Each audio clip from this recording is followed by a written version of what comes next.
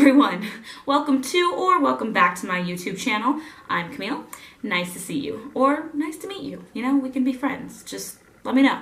As you can tell from the title of this video, I'm going to be talking about weird things I did/believed as a child. Now I know there's like a few universal things that children believe in for holidays or different myths and tales that their parents may have told them, wink wink. So I'm going to be staying away from like those beliefs. I'm going to be talking about things that I believed that weren't exactly universal. I mean, I'm sure some kids may have shared these things, or you may have shared these things, but for me and a couple people who I will be mentioning, this was our reality. So the first weird thing that I did/believed as a child was that I believed I could control the ocean.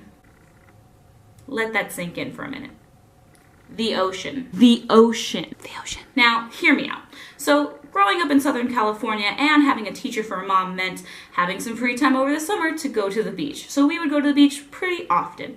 And so from ages like 7 to 10, I want to say, I believed that I can control the ocean. Or I would jump in, swim, go under waves, normal stuff.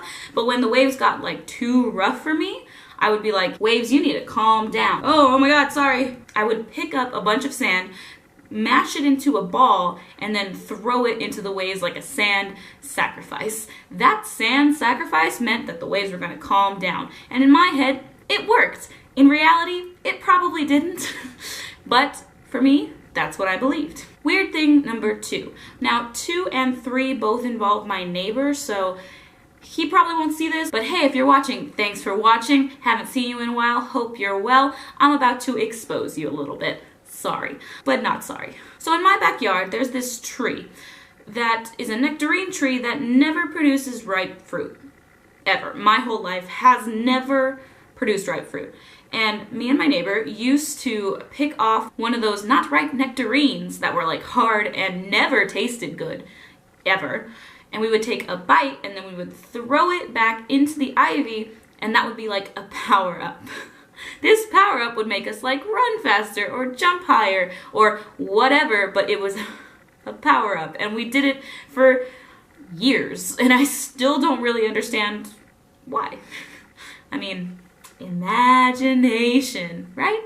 That would be weird thing number 2. Number 3, which is also with my neighbor, is something that may be a little more universal just for kids of my generation. At the time, growing up, Pokemon was really big, as it still is. Basically, me and my neighbor didn't have any like Pokemon figurines or anything like that. We had, you know, the actual games and Pokemon cards, but we didn't have figurines, and yet we still did this. We would have Pokemon battles in my backyard. It would be like me on one side of the yard, him on the other side of the yard. We would imagine throwing Pokeballs with whatever Pokemon we decided, and we would have actual battles.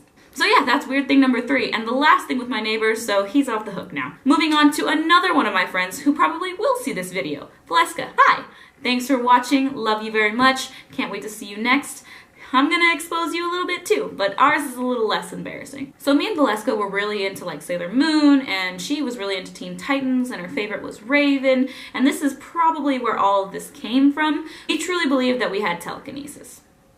Now, I'm sure most people at some point have tried to do the whole, like, bending the spoon with your mind, but we tried a lot. Like, every sleepover ever, from whatever ages we believed this, we would go into my garage or into a room, and we'd have a spoon, and we'd be staring at it. Like, both of us just staring at it. But I have distinct memories of us trying to use our telekinetic powers. Weird thing number 5 actually does involve a holiday.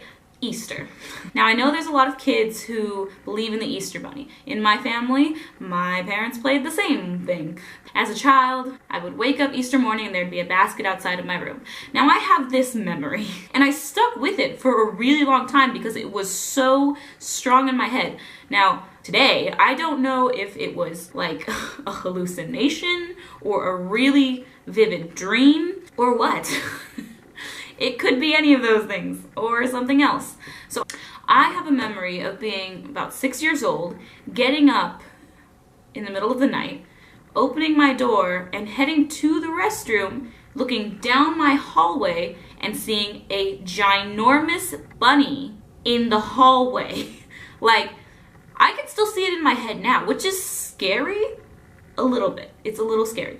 So it was this huge pink bunny, and it went like this, and it was holding, you know, a basket, like an Easter basket. It put it in front of my brother's room and disappeared. Now I know how bad this sounds, but honestly, that's what I remember. And I remember him literally disappear, sparkles in the air.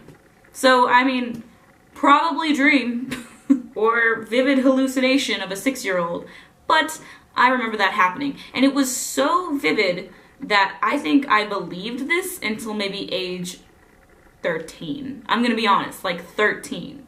That's how long I believed in the Easter Bunny. 13. I'll say it for you one more time. 13! And that's embarrassing, but that's okay, because on YouTube we've been embarrassing people since 2005. Last weird thing. Now this is a little less weird, more a kid creating a recipe and sticking with it. So, growing up, after school, my grandparents would pick me up and I'd go to my Nana's house. And my Nana makes homemade flour tortillas. And if you've ever had one, you know that they are amazing and that they're the best thing in the world. When I would go, she would give me slices of apple, slices of cheese, and a flour tortilla. And I used to eat these things like a normal person. Sometimes I would ask her to make a quesadilla and then give me the apple slices. But one day I decided to combine these things. So I tore a piece of the flour tortilla, put some cheese on it, put an apple slice, rolled it up, and ate it like that. And I loved it. And I called it fruit sushi. Why? Because it was rolled up and it had fruit. It had other things like cheese, but in my head, fruit sushi. I literally still do this combination and it still tastes good to me. I showed it to my sister. She eats this combination. You want to try it? Try it. I'm sure it works fine with normal flour tortillas, but I don't think it'll taste as good as my Nana's. But what are you gonna do? Alright, so that is it for this YouTube video. Thank you so much for watching. Please make sure to like and subscribe. I hope that you have a wonderful day, night, morning, whenever you're watching this, wherever you are. Peace, peace. Much love. Bye.